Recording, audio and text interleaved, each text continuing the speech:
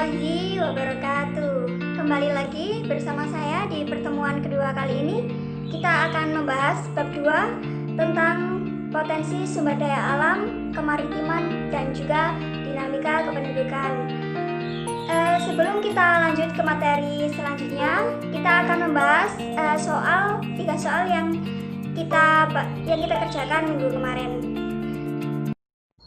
Untuk soal pertama, yaitu berikan masing-masing satu contoh interaksi antar ruang. Nah, sesuai yang sudah kita bahas kemarin di video, ada 3 konsep dalam interaksi ruang antar ruang. Yang pertama yaitu komplementari atau saling melengkapi. Contohnya yang kemarin itu di suatu daerah A mempunyai surplus sayuran, suatu daerah B mempunyai surplus ikan, maka mereka akan saling berinteraksi untuk memenuhi kebutuhannya. Dan yang kedua yaitu intervening opportunity atau biasa disebut dengan kesempatan antara. Kesempatan antara ini diibaratkan ketika daerah A mempunyai surplus sayuran minus ikan, daerah B mempunyai surplus ikan minus sayuran, maka mereka akan saling berinteraksi pada awalnya. Kemudian ada lagi daerah C yang lebih dekat dengan daerah A juga mempunyai surplus ikan minus sayuran, maka daerah A akan pindah dalam memenuhi kebutuhannya kepada daerah C, seperti itu. Dan yang terakhir yaitu transferability atau biasanya disebut dengan kemudahan transfer. Nah, hal ini bisa dicontohkan ketika ada suatu pedagang biasanya melewati daerah A untuk memenuhi kebutuhannya. Nah, di situ ada suatu konflik atau problem yang dilewatinya, atau contohnya mungkin dalam daerah A itu ada jalan yang rusak atau apa, maka seorang pedagang itu akan mencari jalan lain untuk sampai ke tempat tujuan. Nah, lanjut lagi pada soal yang kedua, sebutkan komponen-komponen dalam peta dan jelaskan. Di sini kita akan membahas untuk jawabannya. Yang pertama yaitu judul peta. Judul peta merupakan identitas atau nama untuk menjelaskan isi atau gambar peta tersebut. Dan yang kedua ada legenda. Legenda sendiri adalah keterangan yang berisi gambar-gambar atau simbol-simbol beserta artinya. Yang ketiga yaitu simbol peta. Nah, simbol peta ini merupakan lambang-lambang atau gambar yang menunjukkan objek alam atau buatan, seperti itu. Dan yang keempat ada arah mata angin atau yang biasanya disebut orientasi utara. Ini adalah merupakan pedoman atau petunjuk arah mata angin. Ada lagi garis astronomis, itu garis hayal di atas permukaan bumi. Dan yang terakhir yaitu insert pada peta, merupakan gambar peta yang ingin diperjelas atau karena letaknya di luar garis batas peta. Lanjut di soal yang ketiga, yaitu tuliskan batas-batas wilayah negara Indonesia. Yang pertama di batas arah utara, itu berbatasan dengan Selat Malaka, Laut Andaman, Samudra Pasifik, Laut Cina Selatan, dan Malaysia Timur. Di arah selatan Indonesia berbatasan dengan benua Australia, Laut Timur-Timur, Samudra Hindia, dan Laut Arafura. Di sebelah barat berbatasan dengan Samudra Hindia, dan di sebelah timur Indonesia sendiri berbatasan dengan Samudra Pasifik dan Papua Nugini.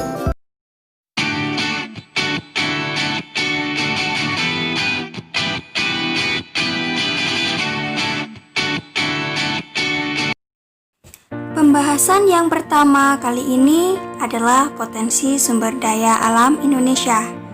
Nah, apakah kalian tahu apa yang dimaksud dengan sumber daya alam? Sumber daya alam sendiri adalah semua bahan yang ditemukan manusia dalam alam yang dapat dipakai untuk kepentingan hidupnya. Bahan tersebut dapat berupa benda mati maupun benda hidup yang berada di dalam bumi dan dapat dimanfaatkan untuk memenuhi kebutuhan hidup manusia. Potensi sumber daya alam Indonesia dilihat dalam beragam bentuk. Ada air, tanah, udara, batuan, hutan, tambang, dan lain. Mengingat banyaknya bentuk sumber daya alam, maka dalam pembahasannya akan dibatasi pada sumber daya alam berupa hutan dan bahan tambang. Potensi sumber daya hutan. Hutan Indonesia memiliki potensi yang sangat besar, yaitu mencapai 99,6 juta hektar atau 52,3% dari luas wilayah Indonesia. Kemenhut 2011. Hasil hutan sebenarnya tidak hanya sekedar kayu. Dari hutan tropis yang dimiliki Indonesia juga dihasilkan buah-buahan, obat-obatan, dan sebagainya. Namun, hasil hutan yang banyak dikenal penduduk adalah sebagai sumber kayu. Setidaknya ada 4.000 jenis kayu, yang 267 diantaranya itu merupakan kayu yang memiliki nilai ekonomi tinggi. Secara umum, jenis-jenis kayu dan sebarannya adalah sebagai berikut.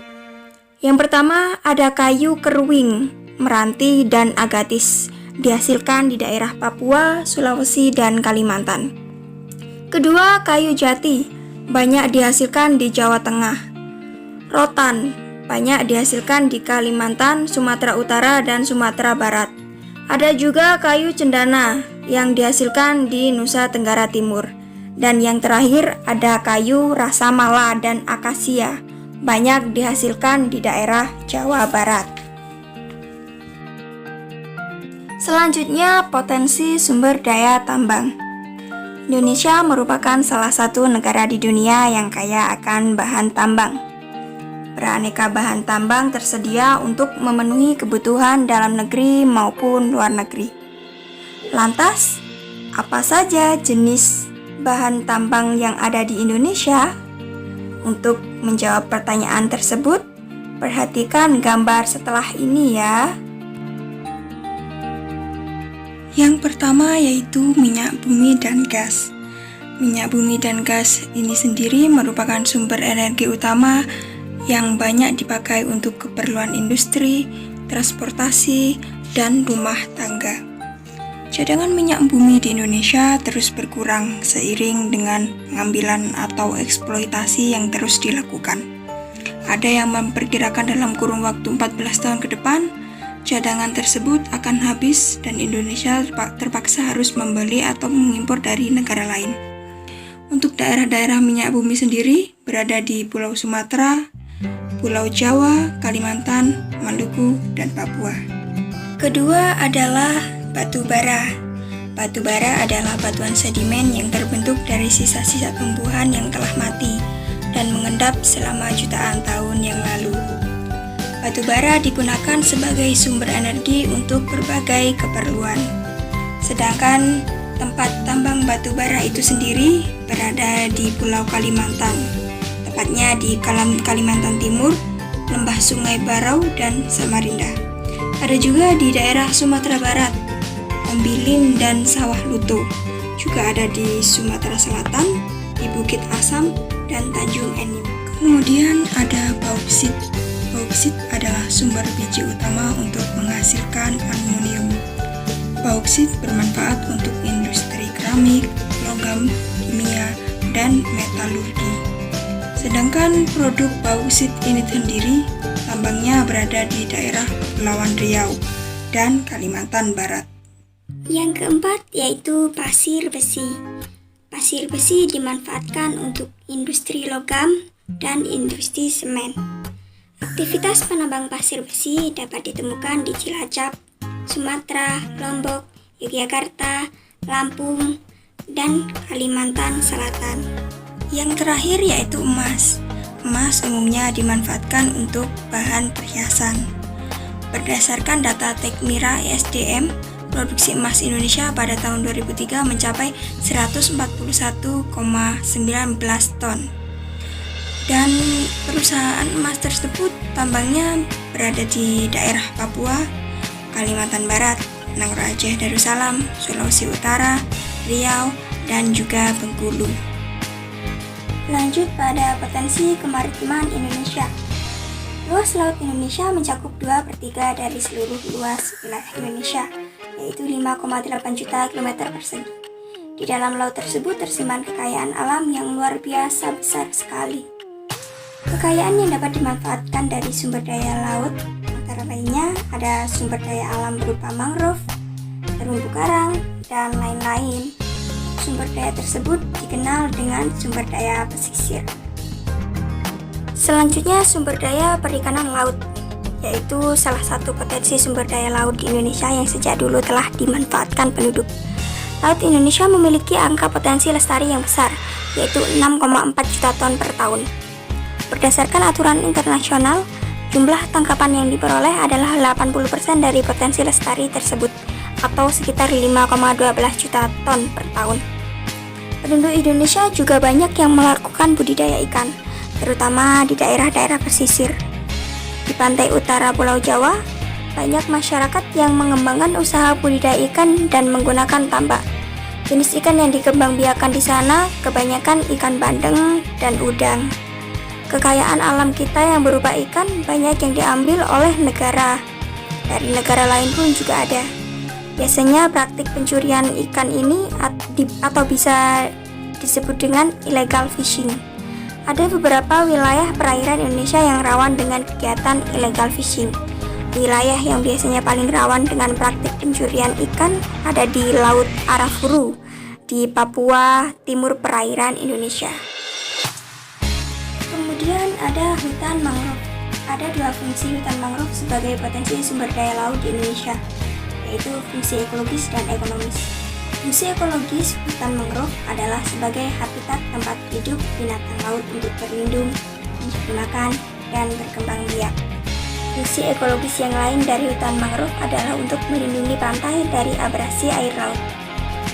Sedangkan fungsi ekonomis hutan mangrove berupa nilai ekonomis dari kayu pepohonan dan makhluk hidup yang ada di dalamnya. Luas hutan mangrove di Indonesia mencapai sekitar 3 juta hektar yang tersebar di sepanjang 95.000 km pesisir Indonesia. Hutan mangrove Indonesia tidak tersebar secara merata. Luas terbesar hutan mangrove berada di wilayah Papua yang mencapai 3,7 juta hektar. Berikut adalah Sumatera 417.000 hektar, Kalimantan 165.000 hektar, Sulawesi 53.000 hektar, Jawa 34,4.000 dan Bali 3,7 hektar. Dan yang terakhir yaitu terumbu karang. Terumbu karang adalah terumbu batuan sedimen kapur di laut yang terbentuk dari kapur yang sebagian besar dihasilkan dari koral atau binatang yang menghasilkan kapur untuk kerangka tubuhnya. Kekayaan terumbu karang Indonesia tidak hanya dari luasnya saja, akan tetapi juga keanekaragaman hayati yang ada di dalamnya.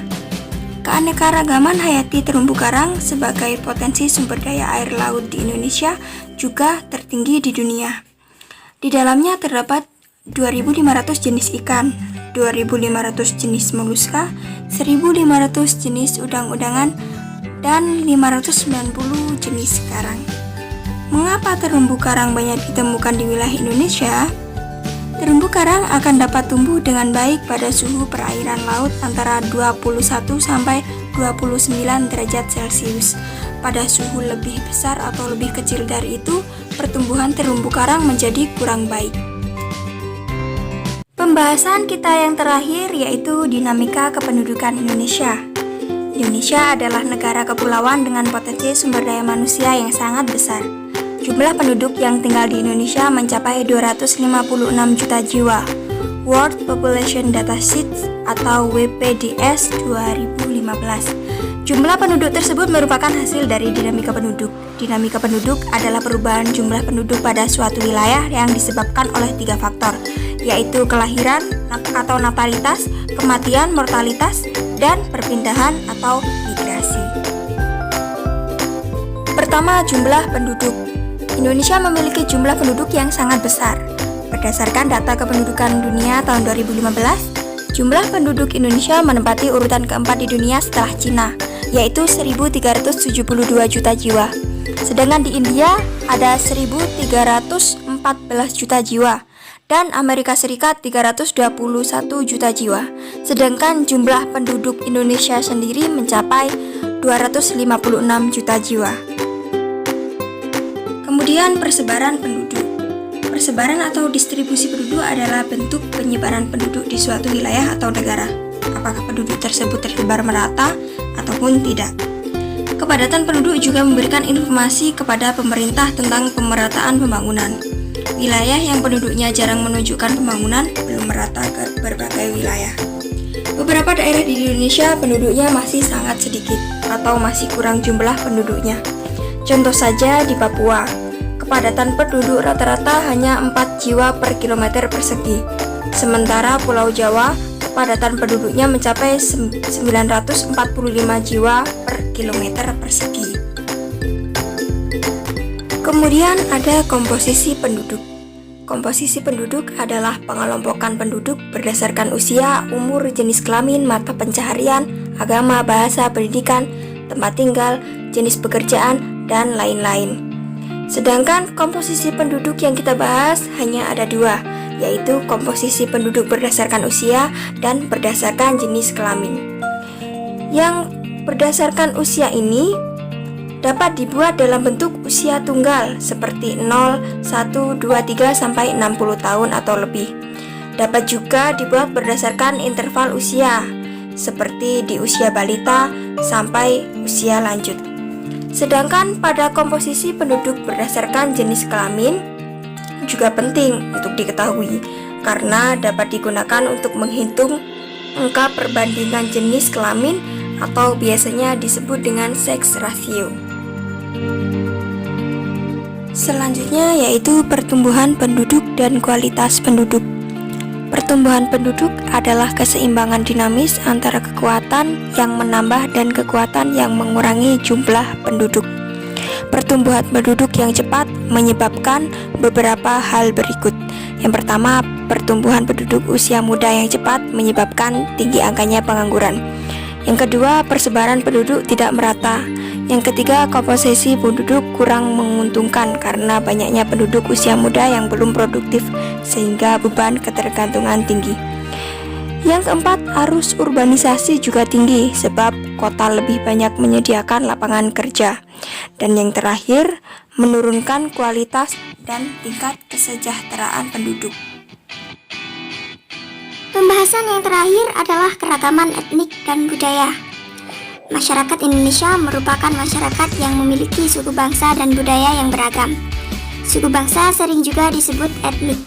Menurut Kunchoro-Ningrat, suku bangsa berarti sekelompok manusia yang mempunyai kesatuan budaya dan terikat oleh kesadaran budaya tersebut, sehingga menjadi identitas.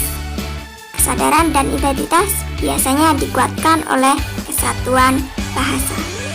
Sedangkan dengan keragaman etnik dan budaya sendiri, ada dari segi rumah adat, ada juga dari sisi pakaian adat, tarian daerah, dan lain-lain.